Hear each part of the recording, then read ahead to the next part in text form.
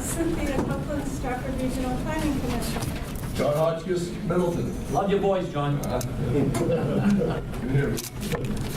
McManus, Dover. Tom Burbank from Madbury. Judy Nelson from Rollinsford. Sam Reed from Dover. Marsh Gafford from Dover. Rochester. Bill Connor, Somersworth.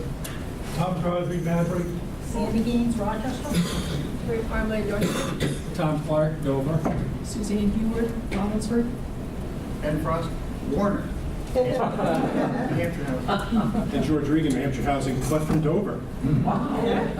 I'm Matt Sullivan, Strafford Regional. Bob Jaffin, Rochester.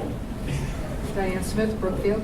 And I'm Liz Durfee. I'm Regional Planner here at the Strafford Regional Planning Commission. Dana Sylvia, Strafford Regional Planning Commission. Okay, welcome everybody. I'm going to turn it over to Mac at this point for a presentation to introduce the guest speakers. Mac? Yeah, absolutely. Thank you so much. We're extremely fortunate today, obviously, to be getting a thrilling land use update from two of New Hampshire Housing Finance Authority's finest.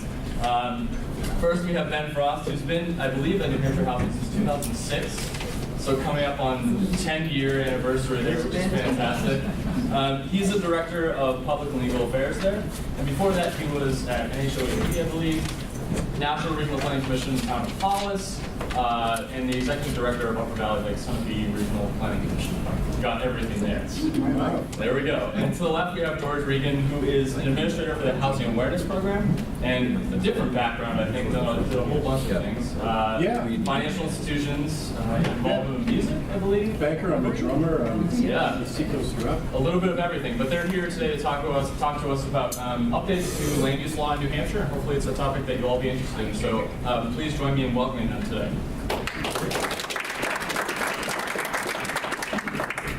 So should we stand? I don't know. What is the stand? Yes, of course. Stand. Okay. Yes. We will stand. I'm not going to stand right now because I don't have a speaking part. George is Act 2. Right. And Marcus here. Okay. So what we wanted to do today was to, and thank you, Cynthia, for inviting us, and Sheena for inviting us. We want to give you kind of a snapshot update of some important land use laws and cases that have come down or are pending both federally and at the state level. And so we're focusing on a couple of cases, one from the U.S. Supreme Court, one from the New Hampshire Supreme Court, and then one federal regulatory thing. And then we'll be talking about some stuff that's in the New Hampshire legislature. So let's start with, and I'm make sure I don't block people here. First off, the Constitution. I mean, it is the supreme law of the land, and within the Constitution we have this thing, the First Amendment, specifically freedom of speech. Why am I bringing this up? Because there was a case decided by the U.S. Supreme Court last year, Reed versus the town of Gilbert. And here is the pastor of the Good News Community Church, Clyde Reed, who had this church in Gilbert, Arizona, which is a little town of 230,000 people. Seriously, town of 230,000 people. And what they had was an itinerant church. They had no fixed location. And so they sought to advertise the meeting places of their church on a weekly basis using these roadside signs. We're seeing an awful lot of this type of sign these days. Not just advertising events, but also people who want to be our next president. We see signs all over the place. Specifically, though, the town of Gilbert regulated these sorts of signs. What they did was, the church and Pastor Reed kept on posting these signs throughout the town of Gilbert so that people would know where they were going to be meeting on any given Sunday. The town, well, enforced against the church, found it to be in violation, imposed a cease and desist order. That got appealed to the Federal District Court of Arizona. The town's decision was upheld. That got appealed to the Ninth Circuit Court of Appeals, and the town's decision was upheld. And then that got appealed to the U.S. Supreme Court. But this is what the town of Gilbert was doing with its sign ordinance. It's part of its zoning ordinance. It was differentiating amongst different types of signs, which sounds probably not unlike what you have in most of your zoning ordinances. This type of regulation for this type of sign, this type of regulation for that type of sign. Different regulations for different types of signs, depending upon what the purpose was of the sign, right? That does not seem unusual. Certainly, Gilbert was doing this with its ordinance. So it has one standard for non-political, non-ideological, non-commercial qualifying event signs. This is where the church fit in. And it had a different standard for political signs. And it also had a standard for ideological signs. And I'm not really sure what an ideological sign is, but I can kind of imagine what it might be. It might be, I love Donald Trump, but don't necessarily want him to be president. That's an ideological sign. I don't know. I'm just putting it out there. I'm not saying that's my personal view. So this is the standard for ideological signs. So amongst many, many different standards for many, many different types of signs in the town of Gilbert, there were these three. And these were the three that, for whatever reason, the court chose to focus on. So you have, in Gilbert, you have these different types of standards for different types of signs. This is the church's standard here. Here's a political sign, an ideological sign, whatever it is. Homeowners are so different signs get different sizes. They get to be put up for different periods of time. And then this goes to the Supreme Court. And we have Justice Clarence Thomas writing for the court. And what he's talking about is the application of the First Amendment. And he says, a law that is content-based on its face, that is focusing on the content of speech, is subject to strict scrutiny, regardless of the government's benign motive. So the government may be pure of heart, but if it is regulating the content of a message, then the court must apply strict scrutiny. Doesn't mean it can't be done. It just means the court is applying the highest test it has. Regardless of benign motive, content-neutral justification, and a lack of animus toward the ideas contained in the regulated speech. So strict scrutiny is this. A content-based restriction is necessary to serve a compelling governmental interest. This is a very high bar and is narrowly drawn to achieve that end. So a compelling governmental interest, very narrowly drawn to achieve it. What happened here? The town's sign code is content based on its face, and therefore strict scrutiny. You know, we think it's content based. I mean, this is like what most of us have in our sign ordinances. This standard for this type of sign, and that standard for that type of sign. It singles out specific subject matter for differential treatment, even if it does not target the viewpoints within that subject matter. It's not judging the goodness or the badness of the message. It's simply saying, you got this message, you got this standard. You got that message, you got that standard.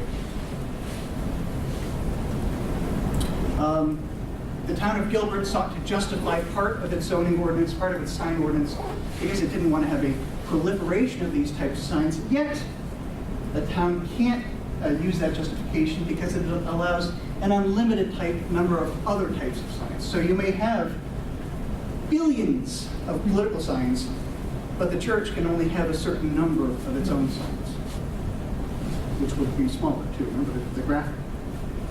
And this really is the heart of what the court is talking about here. It's concerned not necessarily what is happening in Gilbert, but how the government might act in the future. And this is a legitimate concern. Innocent motives do not eliminate the danger of censorship presented by a facially content-based statute, as we have here, as future government officials may one day wield such statutes to suppress disfavored speech. Think of, for example, Nazi Germany. We're not facing that here today, but this is the concern, and this is the concern that is protected in the view of the court by the First Amendment. So the outcome of the case, in Gilbert, regulations on event-based signs, which we had here, are not content neutral. That is, they are regulating the content because they are different from regulations on signs with other content. Therefore, it's unconstitutional. How far does this go? It was a unanimous decision. The U.S. Supreme Court unanimously voting on whether today is Thursday. It's unheard of. 9-0. Every justice believed Gilbert's sign ordinance to be unconstitutional. But it's not that simple. They all have enormous egos, after all, and like to have their own point of view put up. And here are the 9. They're pretty old, aren't they? Ruth Ginsburg is the oldest at 83. Scalia and Kennedy will turn 80 this year. Sotomayor is the youngest at 56.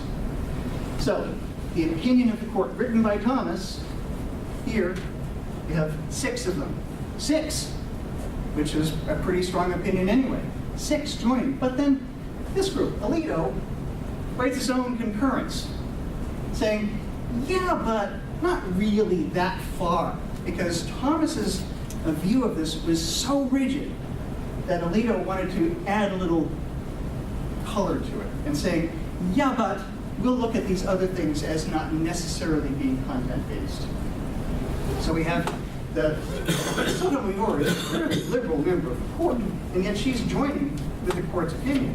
But Alito writes this, Kennedy and Sotomayor join in that. Then you have Kagan and Ginsburg and Breyer doing a different concurrence, and then Breyer doing his own concurrence.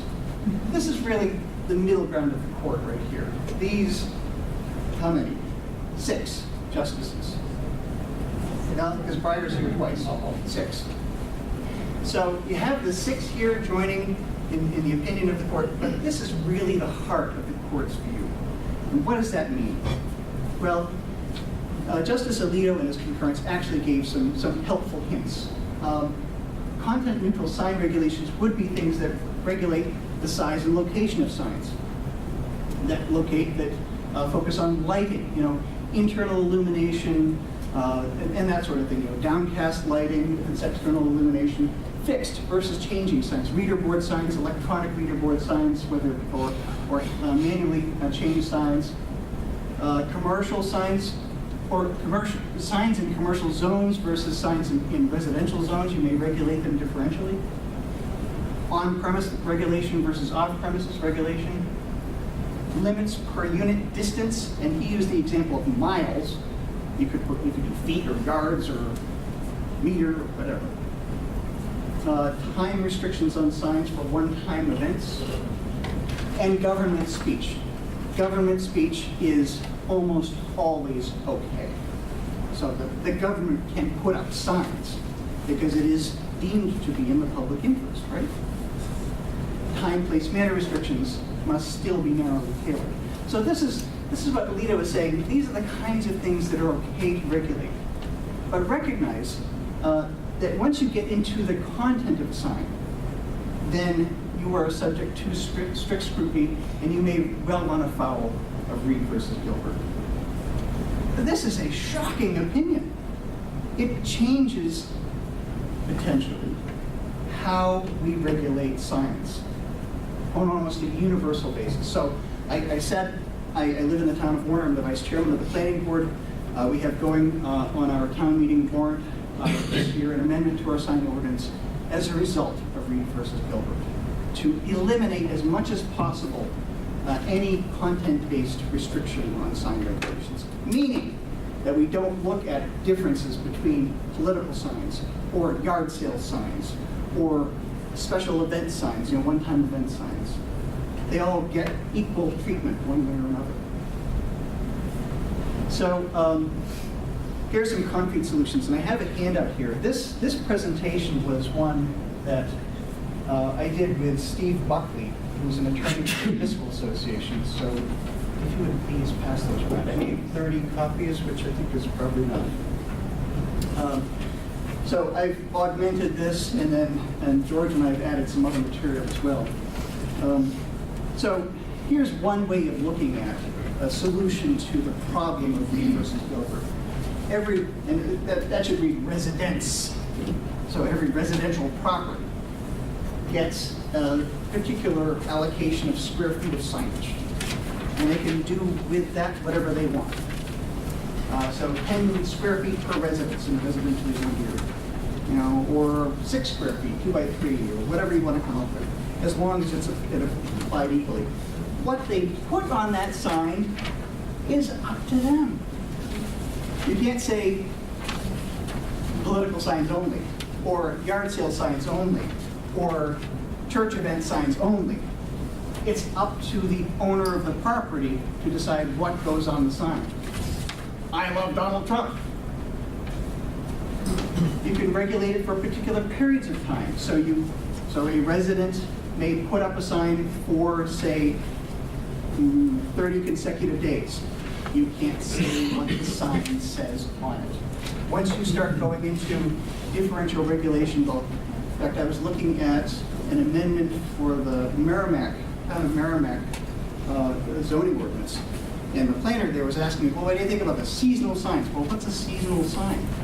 Signs that are up advertising seasonal events. Well, if you have to look at the sign and say, this is the regulation that you get, that means you're judging the content of the sign. And that runs afoul of Reed versus Gilbert. Excuse me. Before we move on, so if we cannot regulate what it says on these signs, why are we saying they can or cannot have the sign? You can say no signs. You can say no signs. But you're going to run into problems there because people need signs to advertise different Well, I'm things. saying, what if we're silent on residential stuff? If someone wants to put up a sign promoting a political candidate, does that have to be specifically addressed in an ordinance? You don't just do it. No, they can do that. Yeah. If you want to let people put up signs, you can. You don't have to have a sign ordinance. You know, municipalities created sign ordinances because of a concern over proliferation of signs and a desire to regulate location, number, size. The municipality doesn't have to regulate signs. Yeah, I understand that. We have a sign ordinance. I'm just saying, why regulate something that you can't regulate? You can regulate the existence of signs. You can't regulate what goes on. That's it. Okay. That's basically what Reed versus Gilbert is saying. Now, but my earlier question was, how far does this go? We don't know. This is a really difficult decision to come to terms with because it flies in the face of so much of what we do as planners in regulating the appearance of the physical environment. We have to wait for further litigation, which means more people getting sued. I have a question. So isn't the political signs addressed at the state level too? And so that's not compliant with the Supreme Court? Yes, but no. Okay. If I were a municipal official, I would not, and this is my legal bit of advice for you, I would not rely on the state statute to protect you because Well, that's what I'm saying, it's not compliant either, and it's below. I believe that the state statute regarding political signs probably violates Reed versus Gilbert. The Attorney General's office was informed of this fact and has to date chosen to do nothing about it. So there's no bill in the legislature requested by the Attorney General to change that sign, to change that statute, which is RSA 669 something.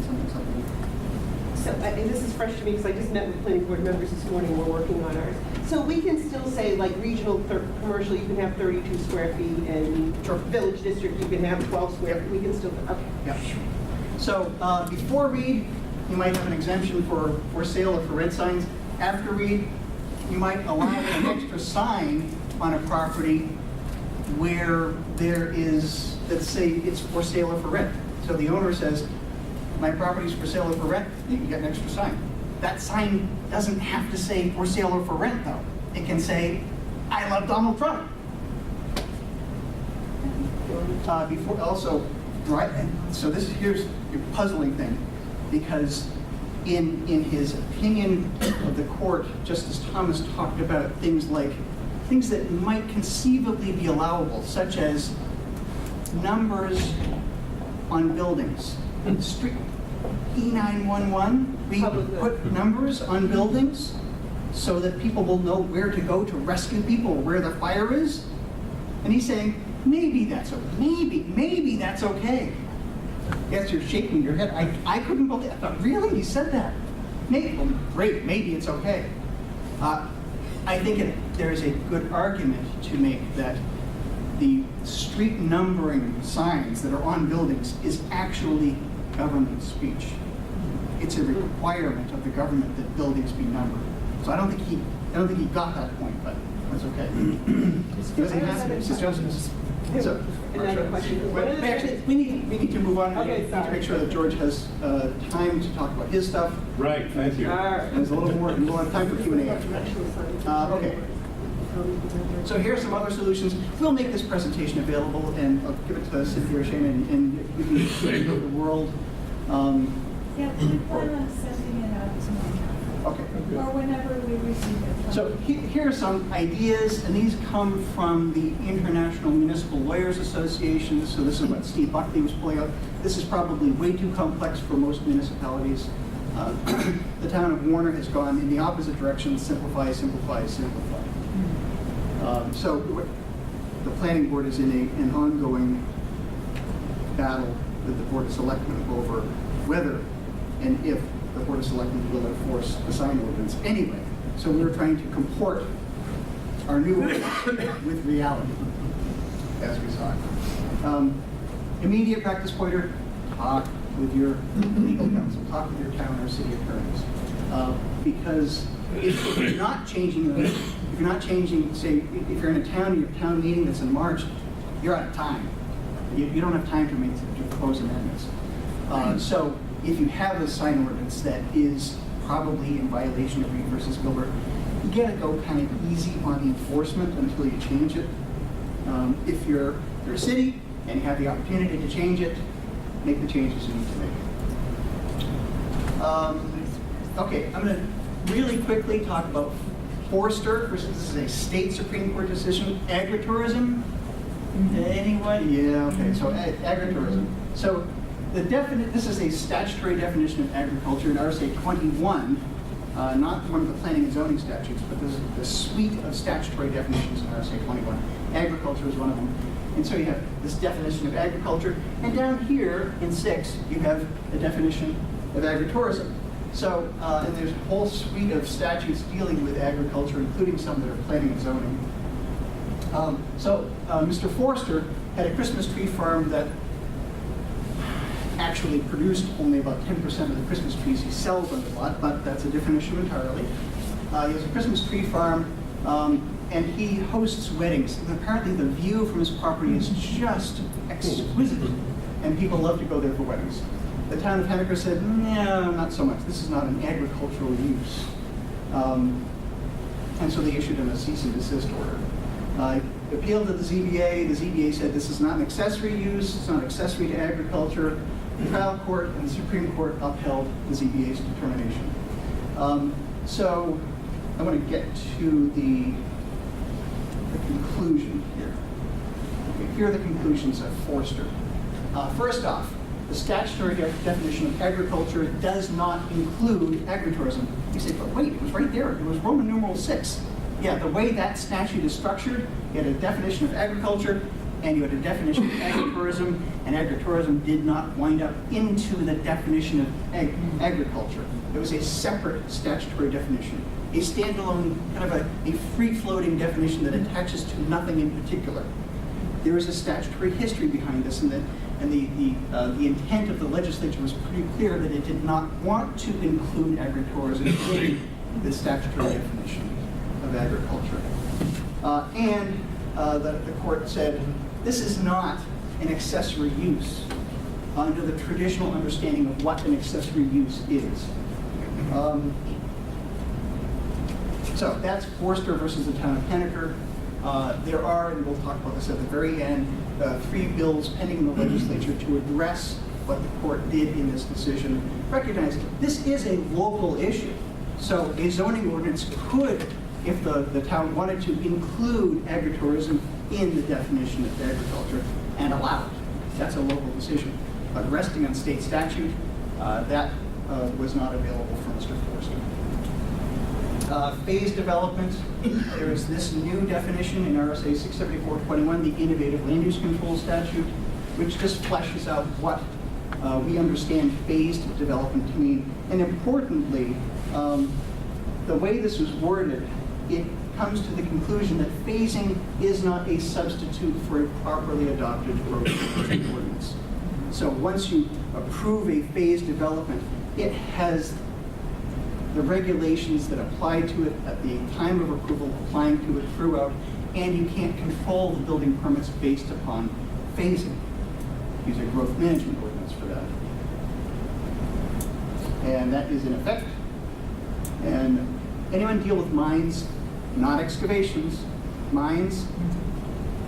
Then I'm skipping this. That's a Fitzwilliam issue anyway.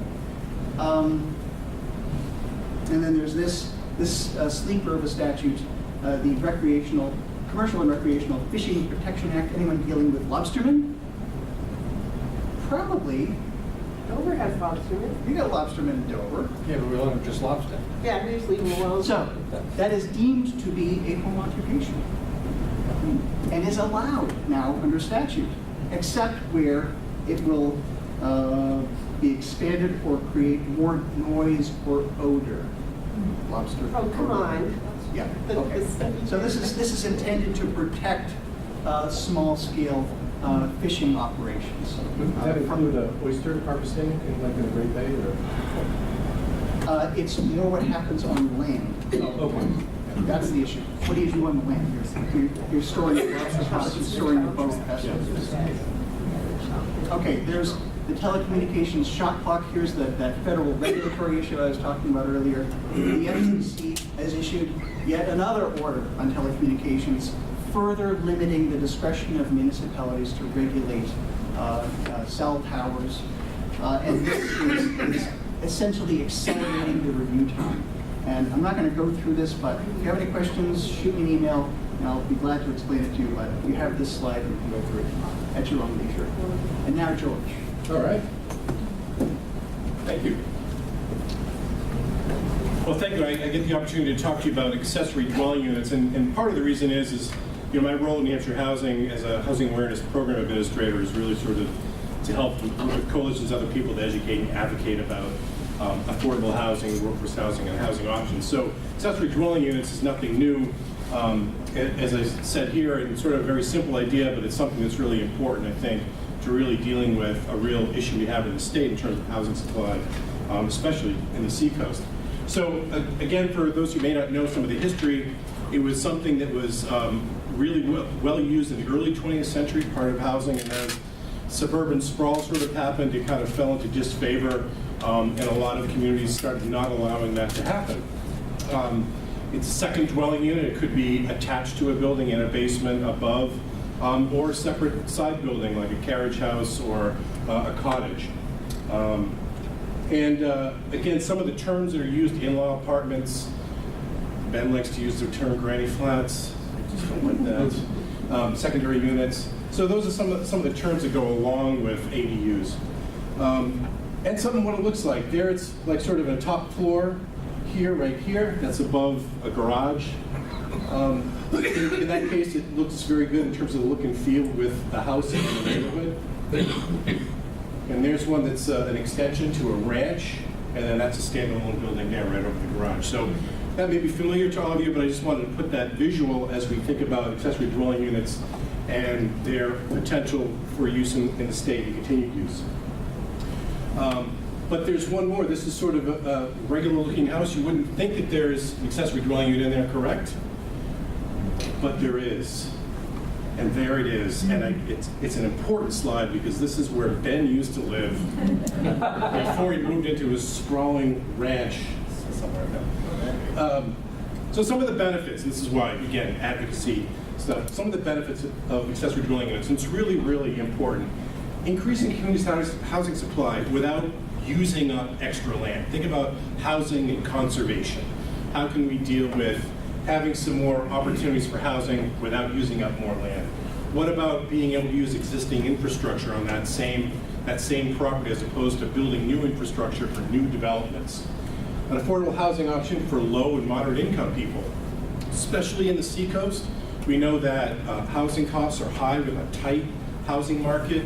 We've got a very low vacancy rate and 2-bedroom gross rents topping $1,100. And over the past several years, not really seeing any signs of dropping. So it helps to add to the supply without having to use up a lot of land. And it also really helps to deal with a need, an emerging need. Elderly folks, I know ZBA in Dover, we've had a few requests that have gone through the ZBA for people to create ADUs for their parents that have issues as they're aging. So really, really important, but not just for them, for empty nesters and for young adults as well, which is a really important part. And so, being an advocate, that's the reason why ADUs have been an important part of our conversation and messaging about housing options to try to help deal with the housing supply in New Hampshire. And part of the problem is there's been a lot of municipalities that have some really excellent accessory dwelling unit regulations, and some that don't. And some of the biggest things about that are, and one of them is there, restricting it to family members, requiring an unlocked door between the units that really kind of puts a barrier to really being able to use it for more than just that familial use. So that's why it's really important, which is really what led to the impetus for Senate Bill 146. So this was introduced in the Senate by Senator Booton in January of 2015, and with a lot of rewrites, and Ben had a lot to do with the rewrites. It went through the Senate, was approved with amendment, went over to the House, and that was approved with an amendment, so it had to go to a committee of conference. And as many people know, things don't often emerge from there, but this one did, thankfully. So, and came out with essentially a new bill that the House just recently passed, and I think it was 188 to 92, something like that. So it was pretty favorable. And I think, when it went to the House Municipal and County Government, I just wanted to read what Representative, the chair wrote. This bill is much improved since its inception. A bipartisan subcommittee received substantive input from planning and zoning experts, municipal officials, and private industry representatives. Resulting bill responds to an overwhelming consumer demand for housing diversity and affordability, while at the same time minimizing the potential for unintended consequences with careful wording, and we'll get into that a little bit. The bill allows accessory dwelling units to be established in predominantly residential areas of New Hampshire communities. Then it concludes, the amended bill is an effective compromise that addresses almost every concern that was raised before the committee and continues numerous safeguards to protect municipal interests while also helping to meet the needs of our changing population. And so some of that is this. We did a study and had New Hampshire Center for Public Policy Studies and Applied Economic Research do a study put it out in 2014, Housing Needs and Preferences in New Hampshire. I don't know, I know we put a lot of effort and messaging around that. Many of you may have read that. And there was a lot of great and important information that came out of that. But one of which is, as we look at our recovery in this decade, it's far different than the other recoveries. Slower job growth. Jobs, we're getting more jobs back, unemployment is down, but the wages that come with those jobs are different. And so that, and then you look at our young adult or young professionals that come into the working world with higher debt obligations, creates some different kind of dynamics such that younger folks aren't necessarily looking to purchase a home.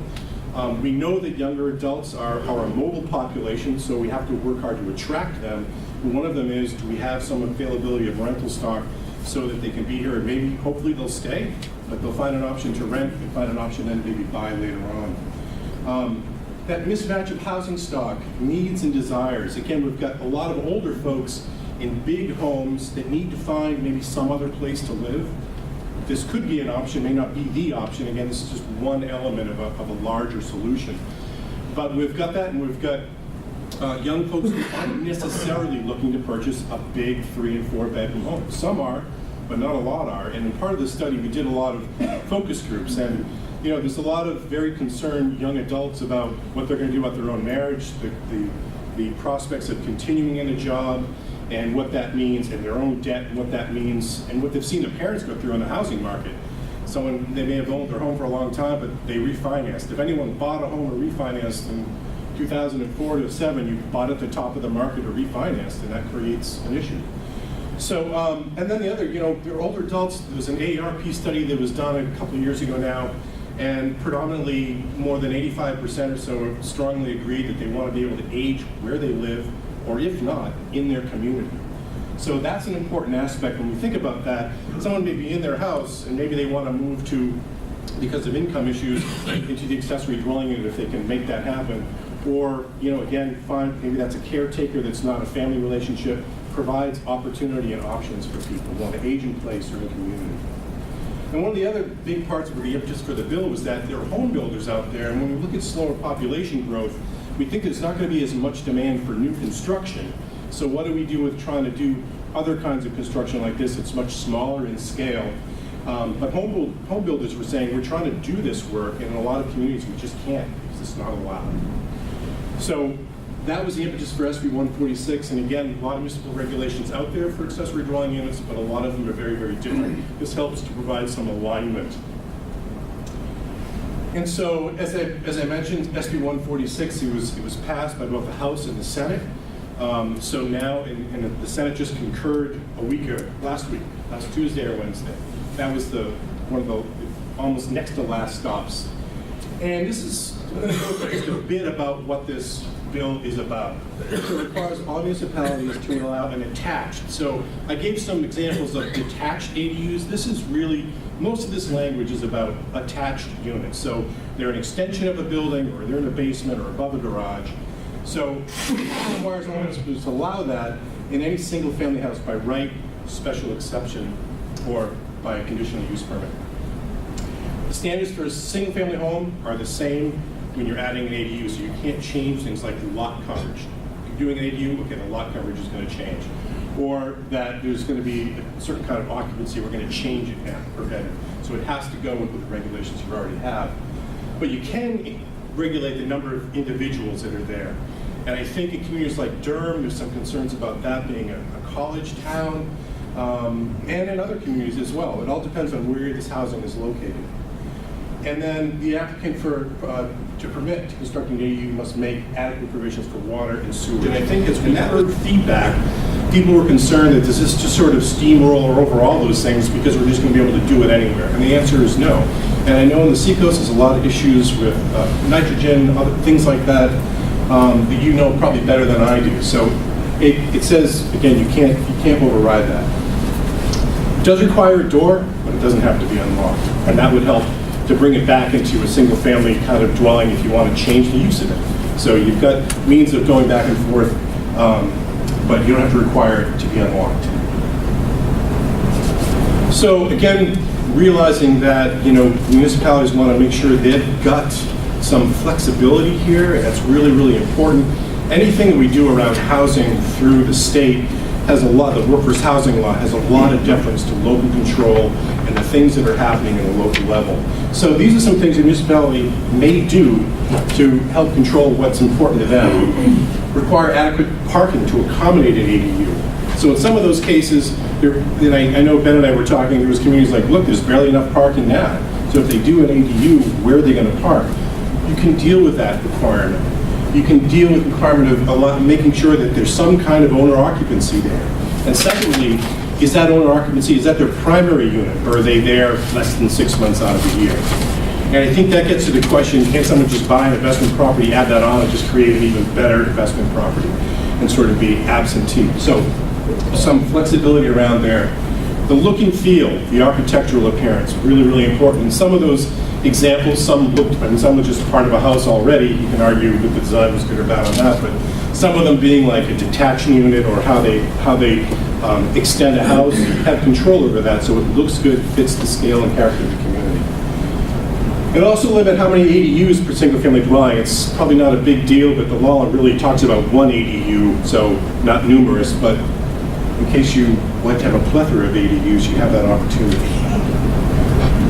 What you can't do, you can't limit it to one bedroom or be less than 750 square feet. And I think some of the more robust ordinances that I've seen address that really well, but some other communities, really kind of restrict that to one or less, so it's so restrictive it almost is not a good use, or not flexible enough to accommodate, going back to the beginning, some of the flexibility of uses that an ADU could really help with our housing supply and the people that need them. You can't have that familiar relationship requirement, which I think is important, and not require additional lot area. And I think we covered that before, or other dimensional standards. So that's really, really important. And again, I just want to put it in there, but certainly if it's detached ADU, that's a separate story altogether. Some of the other elements I just wanted to cover, these are sort of less, sort of, I won't say less important, but it covers a bit about the detached ADUs. So you may permit it, it's not a requirement, and essentially it'll follow, you may require increased lot size. And there's elements of SB 146 we comply with, but it's, without going into detail, it's more things around 4 through 6, try and name an example. Around parking, things like that. And then the other kind of minor elements, so accessory dwelling units were part of, Ben had mentioned 674-21, which is innovative land use controls. Accessory dwelling units were listed in one of those, and those are sort of optional things to consider. A town can use them. But since this is really not an option, it's essentially removed from there. So that's the basic thing. So next steps. So it passed the House and the Senate. It's got to go on to Governor Hassan for her signature. When she signs that, the effective date would be June 1, 2017.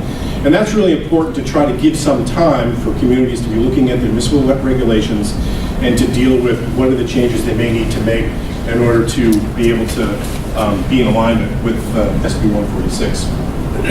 And so really that kind of has us thinking. We need to really educate municipalities about this new law.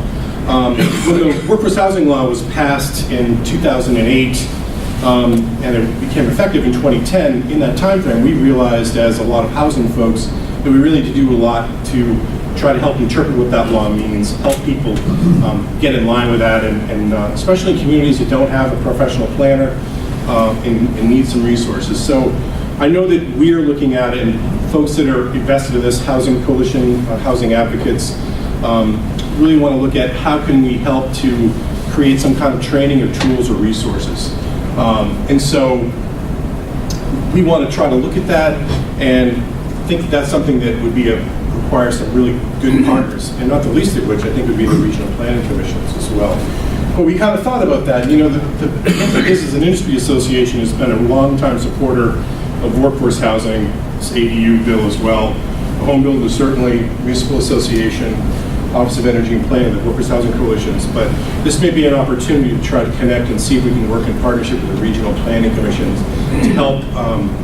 to help sort of get the word out, help people understand how to make their municipalities align with this, and really hopefully in the end create some of this. And part of this that I didn't mention is education to homeowners that may not know about this law, but are looking for this as a real solution for, again, either their aging parents or a change in income, to try to find some ways to maybe shore up that income. So there's a lot of opportunities that just this bill can provide, and we recognize that it might be important to try to, so we're looking at that. We really want to find a way to get that word out, the message, and the resources.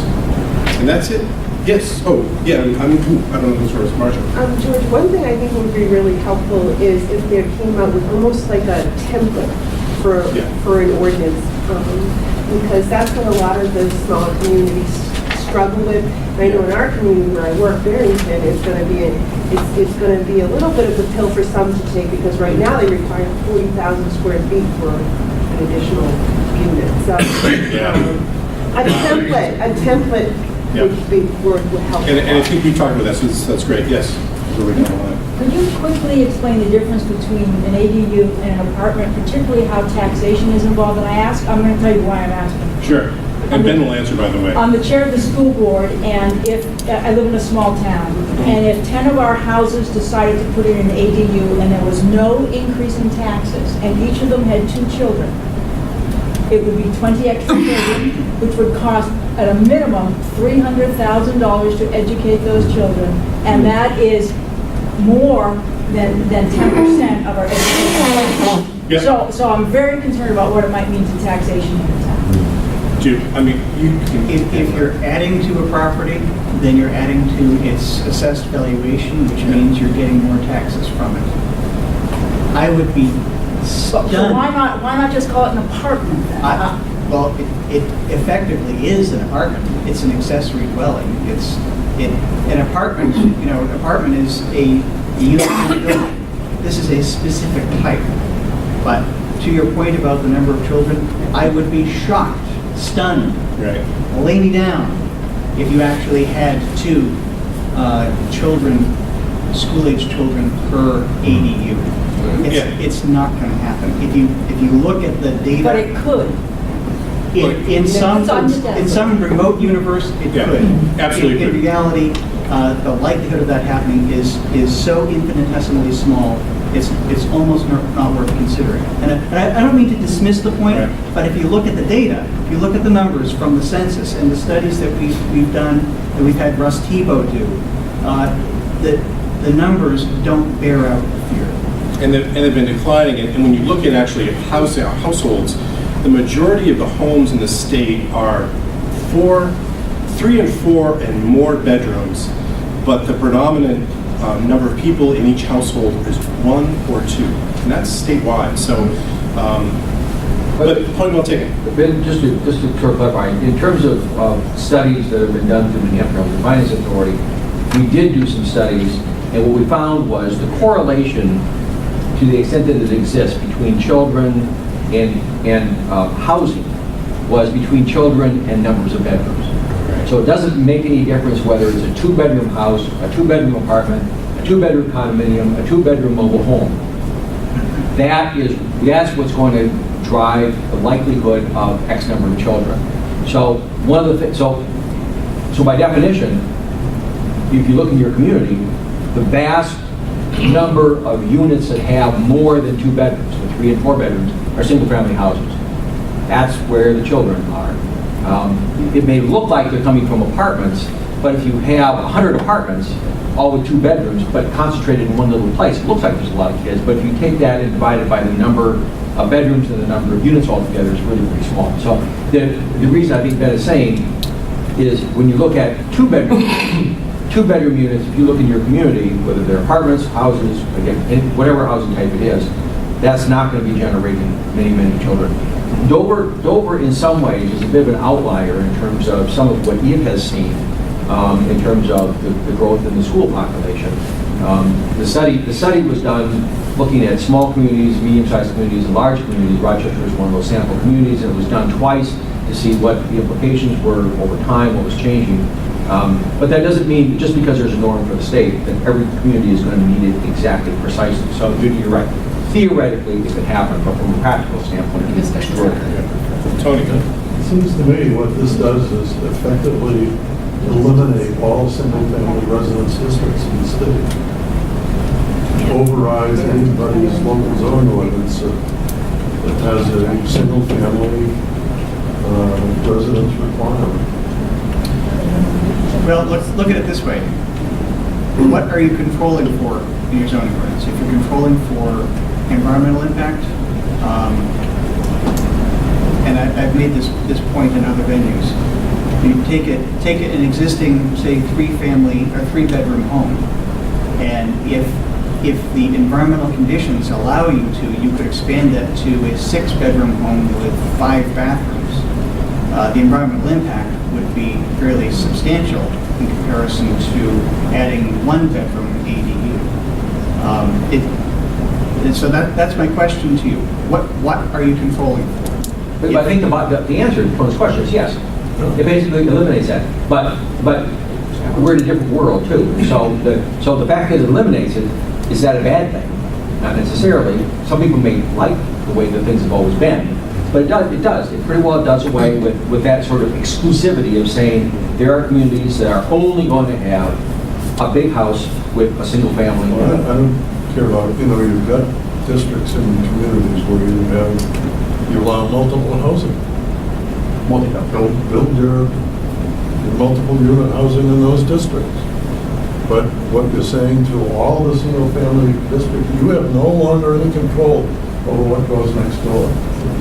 There's going to be an apartment in that house. No, because remember, the regulations can still allow it by right, allow it by special exception, Yeah, opposed to but third. you have to allow Or it. conditional use, but you have to allow, that's right, that's right. And I understood you to say that you cannot restrict it to family members. Right, you can't just restrict it to family members. Correct. It's creating an apartment. You shift to one But it's also going to be cost effective as well as legal for the zoning. Excuse me, didn't you say one of the units could be occupied or could be regulated to be occupied by? Right. You could make it that it's owner, one of them is owner occupied, Yeah. and that it be their primary residence. Yeah. That's what our ordinance says. Yeah. Will this bill have any impact on covenants that might restrict multiple dwelling units? Another legal question. I think No. so. Yeah.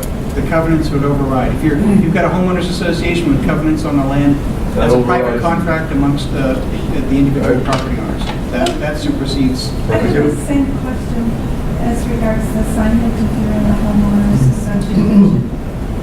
I can't put up my Trump sign, so can I now put it up? No.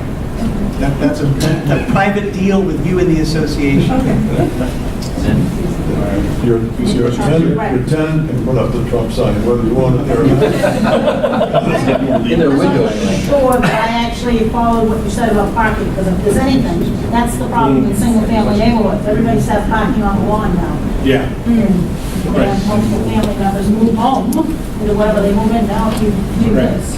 So what are the parking regulations? Right, so you could put in your own regulations. If someone wants to do accessory dwelling unit attached, that gives you an opportunity to look and say, well, if you're going to do that, we want to make sure that there's adequate parking. And so if there isn't, then that may preclude them from being able to do it, or they may need to get a waiver, I guess, to do that. Yes. What did you say the vote was for the House? It was 188 to 93. 118 So the people. people who voted against, what was, when they spoke? Ben was there, What so- was their fear? What was their fear? Well, you don't really hear a lot of members speaking on the floor. It's just a couple. There was one representative from Goffstown who decried the elimination of single-family zoning. The point was made. And I think on the other side, as you had said, on the other side, there were people saying this is something, this bill helps to provide more rights to property owners. I think one thing that's important to recognize in the House, the House retained this over the summertime, the Municipal and County Government Committee. And the Municipal and County Government Committee is a committee that protects the rights of municipalities. It is a local control committee, and yet it was this committee that recommended an amendment to the House, which was adopted. George read the blurb, which was written by the chairman of the committee, Jim Belanger of Hollis, and he's someone who is steeped in local control. And I'll tell you, I was the planner in Hollis, and he was the planning board chairman back in the mid-'90s, and I learned an awful lot from him. He had grave doubts about this bill, but as he considered the bill, he recognized the benefits of it. And what he sought to do was essentially to design the bill around Hollis's existing zoning ordinance and how they deal with accessory dwellings there. By special exception, Hollis is the most affluent community in the state on a per capita income basis. It has very, very high-end housing. It has a lot of accessory dwelling units, and you would never know they existed because of the regulations that Hollis has adopted. Question back here. Being a state representative from Durham, I spent more time on this one than any bill. I was more phone calls, and to say that everyone agrees the end is true. The original version would have wiped out Durham zoning and the more than 300 people. That got people's attention in Durham. It's an interesting bill because it was driven by Concord, really, the Concord region, who suffered from an inability to house mostly adults and kids and that sort of thing. Jim Landry did a great job. The advocates were adamant that this was needed. And It's the question I had. There was a provision, by the way, you didn't read the minority report? You got it there? You got the calendar? I don't think I have the minority report. If you read the majority report, the minority report's there too. There is no minority report. I think there was. There is no minority report. The main, printed under. The main opposition to this bill came from the city of Rochester. I'm warning you now. The rep who spoke the strongest against it, and he got me in the elevator, against the back of the elevator. He is convinced that Rochester will be overrun with 80 units. And I think it's very important that the state reassure planning offices that I don't think that's going to be the outcome because of the conditions in the front. But there's real concern among many communities about the impact of this bill right now. I would be happy to see it not passed at all, but since I was part of the agreement to pass it, I voted for it. But the implementation is going to be very important. Did Inland County for low-income housing, there was a provision in there for a while.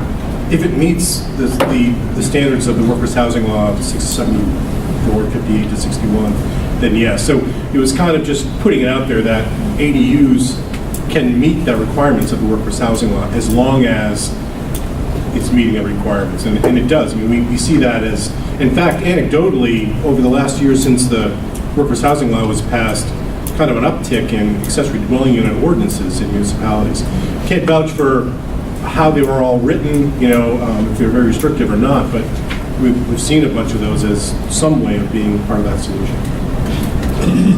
I just want to, we recently, actually, I think I got the report last week, hired Bruce Mayberry to update our school impact fee. And some of the statistics that came out of that, he was able to literally take addresses of school children and how many children per address. And some of the, this is for Barrington, not Dover. And Barrington is an extremely bedroom community. It really is, that is crazy. And what they found was, the most students occupied homes that were built between 2000 and 2009 and were 4 bedrooms or more.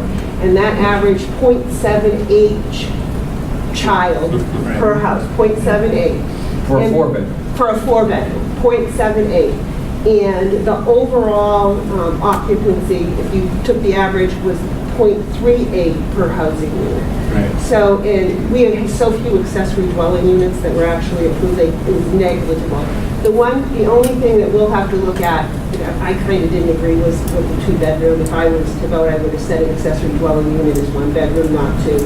Because it will affect your impact fees. If it was just 1 bedroom, he literally said it was so negligible, you shouldn't even, basically you have the option of not even charge them a school impact fee because the chances of having a child in a 1 bedroom is so small. A 2-bedroom is slightly more than that. But it was pretty amazing because everyone thinks because they live in some of our neighborhoods that were all built between 2000 and 2009 and everybody has a kid, but they don't.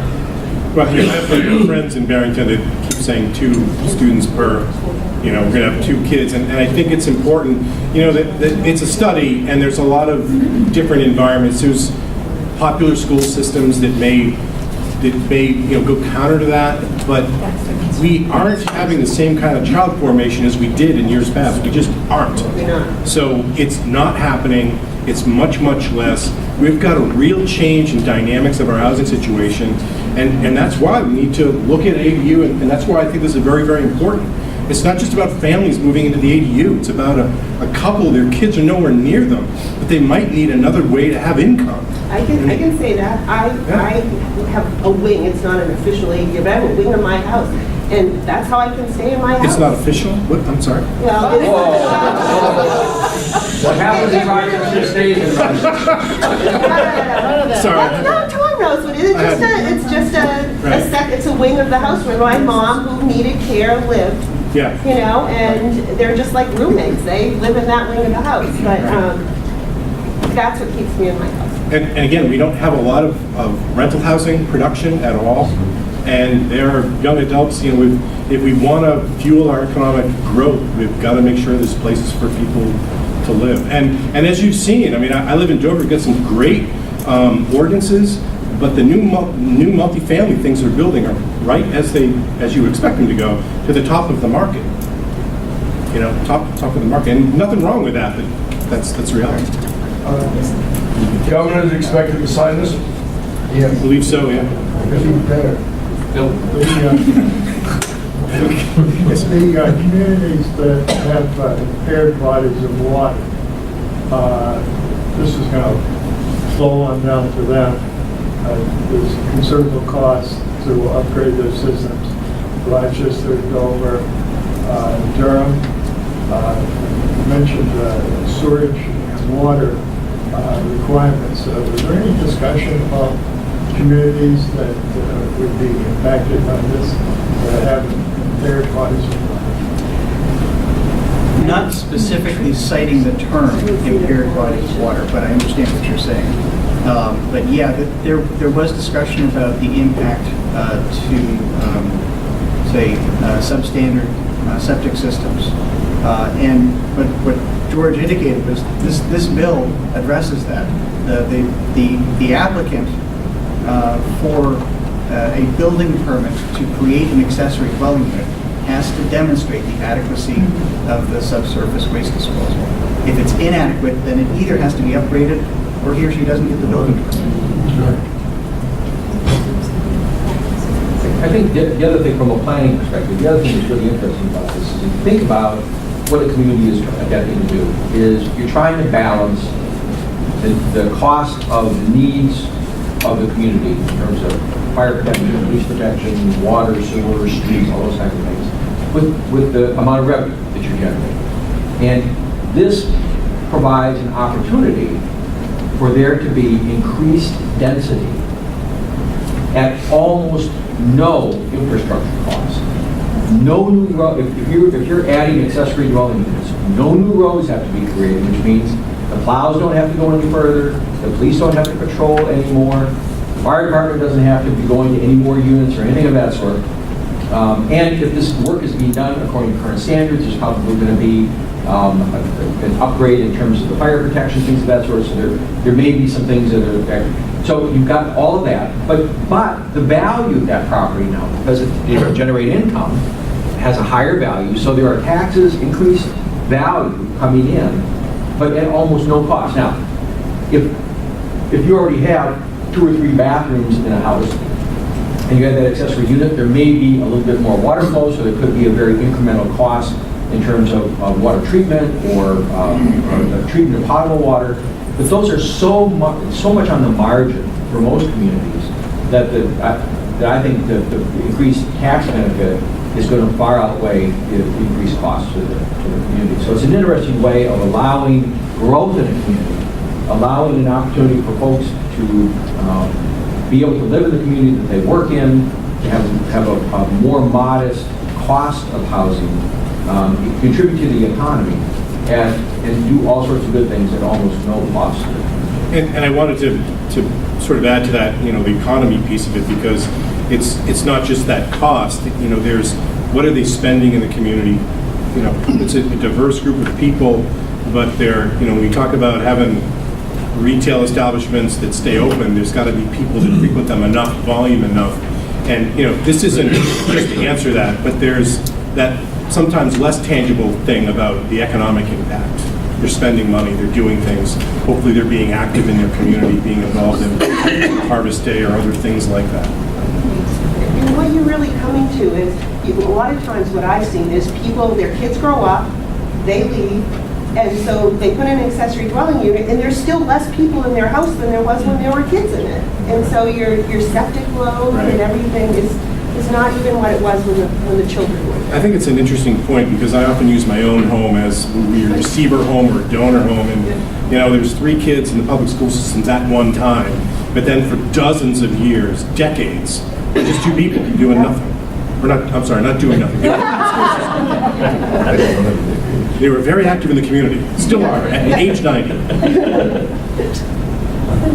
So we have one more slide, and this is something Cynthia asked us to do, and that is things to come, things pending in the legislature now.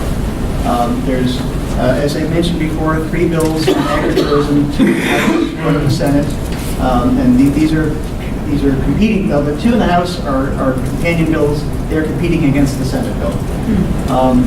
There's also a bill on planning board application deadlines. This was the request. Are they increasing it more than 15 days? 21 days. Yes! This was the request of the New Hampshire Planners Association. A bill that would change how zoning boards of adjustment vote on variances. It is, at first blush, a complex bill.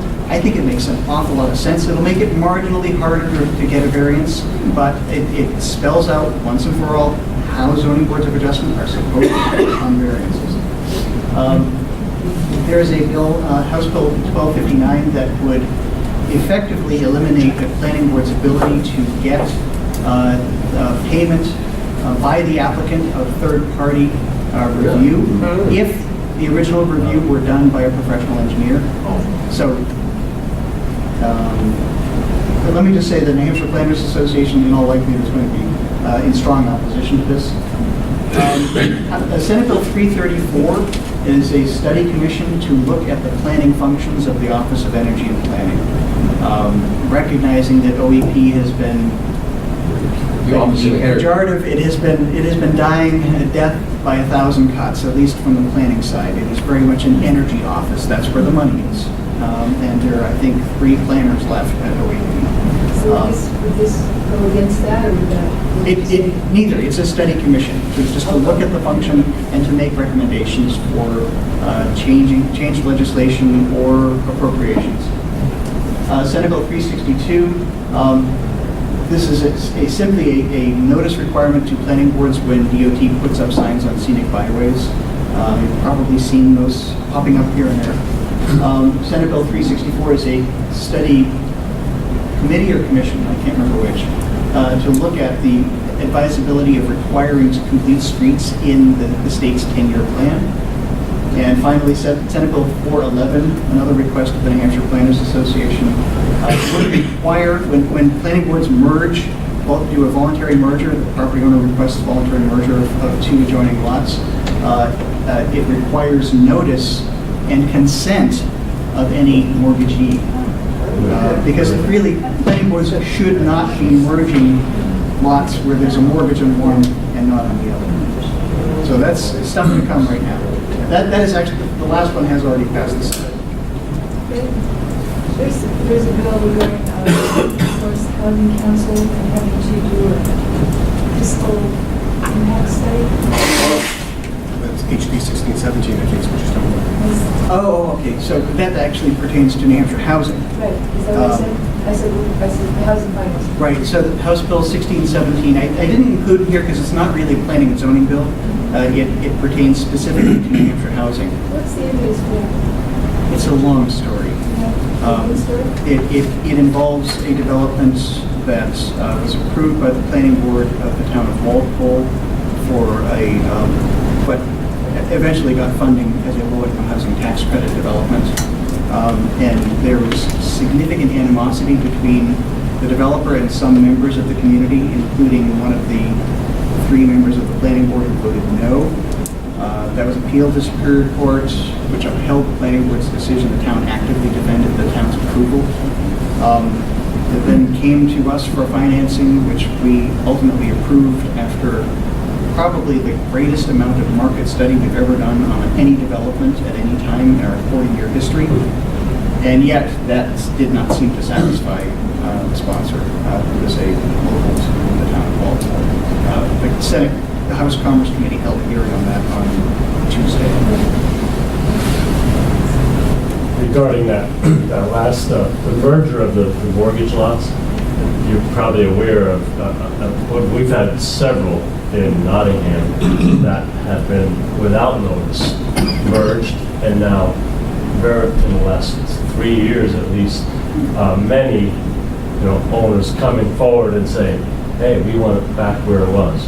And so because that's a good thing. The lender is protesting? Well, not the lenders, but the owner, more so.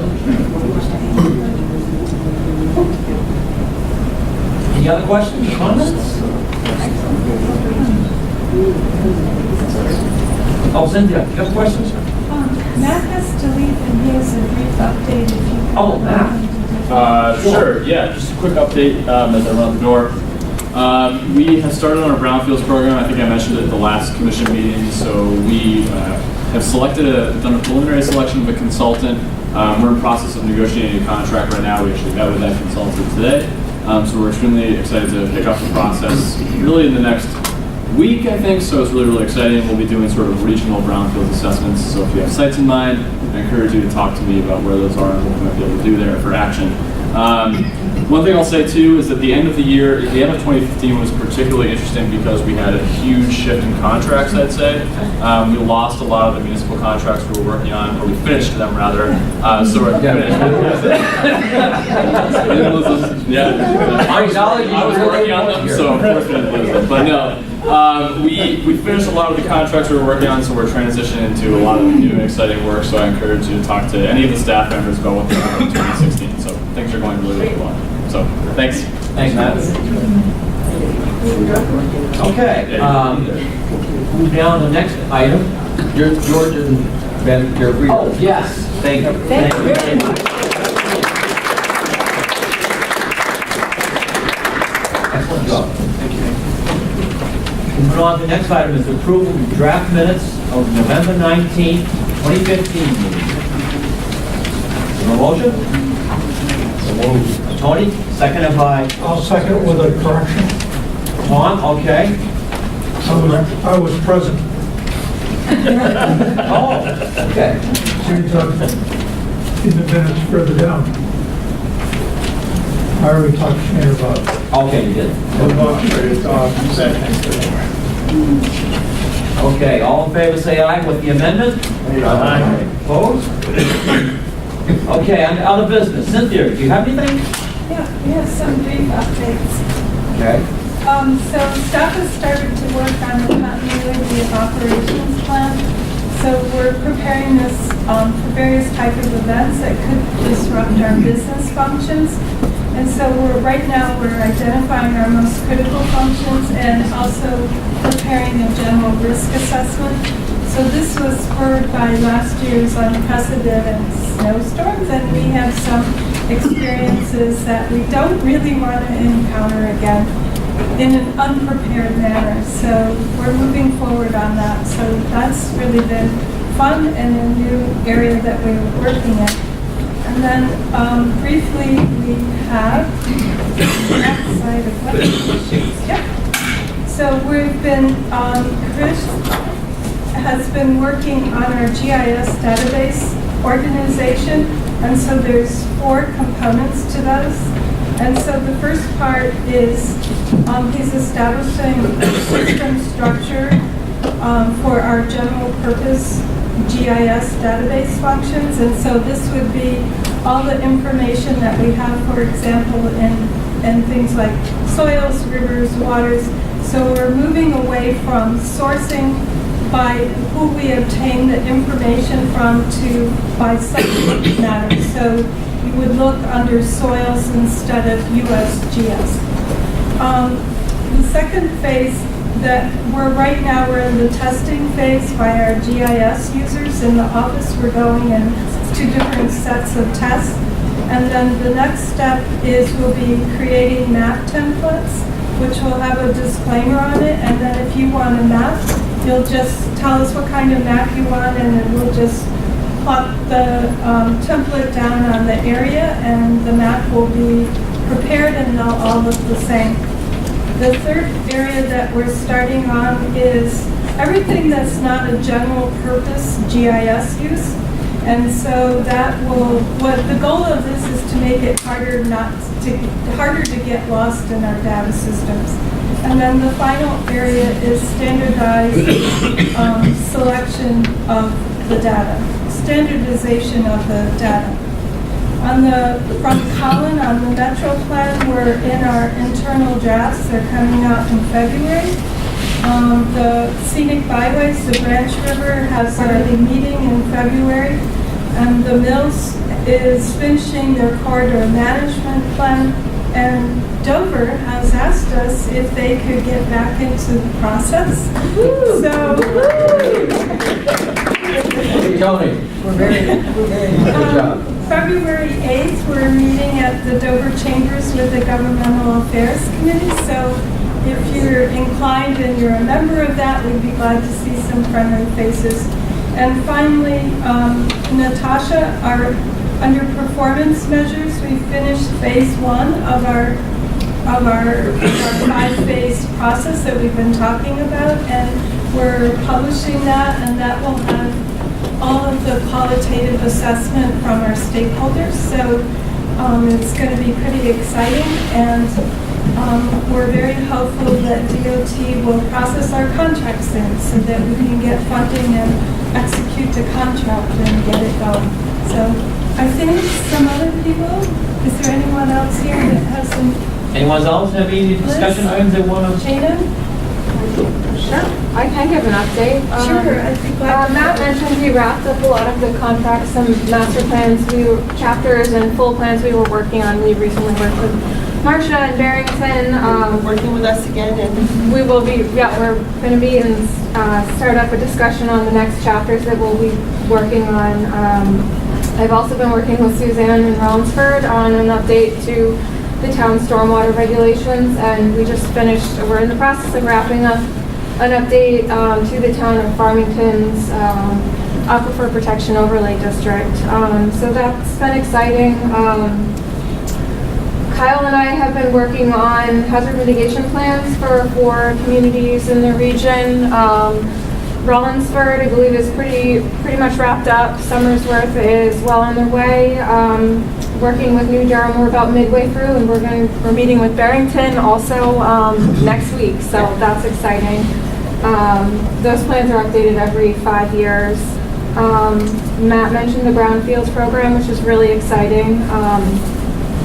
I participate in the county public health advisory committee, and so we've been working on a lot of issues. Our focus, at least from SRPC, is looking at access to recreation, access to food, and we have a very active obesity and nutrition work group, which really helps connect our work with Complete Streets. So that's pretty exciting.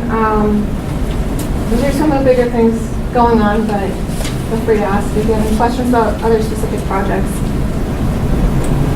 I can just give a brief update, and then I have to leave, but I'm working a lot with Colin on the Metro plan, so we've been working to talk with different stakeholders in the transportation area, see little focus stories in our Metro plan. So the next person we're meeting with has to do with biking and walking, so we're going to get some input from them. We actually talked with Sam about some trail stuff for Southeast Land Trust, so we've been working on that. And we're also scheduling our next Economic Development District meeting for later this month. We do 4 a quarter. So we'll be meeting with some stakeholders in the economic development area and seeing what they've been up to and giving them an update on what we're doing as an EDD. That's it. Thank you. Now we'll move on to Citizens Forum. Chair invites members of the public to speak if they want to. Citizens of the Strafford region are invited to speak only on 2 agenda items, and statements shall be limited to 3 minutes. Do we have any? Hearing none? Cynthia? I just would say it's very nice to see a friendly face here from the town of Brookfield, and we don't have any representatives from Brookfield right now, and I've done a lot of work with Diane in the past. She worked at Coast, and so, think about us. We'd love to have you as a member of the commission. Okay. Motion to adjourn? That's what I'm looking for. Second? All in favor, say aye. Opposed? Okay, no, you can.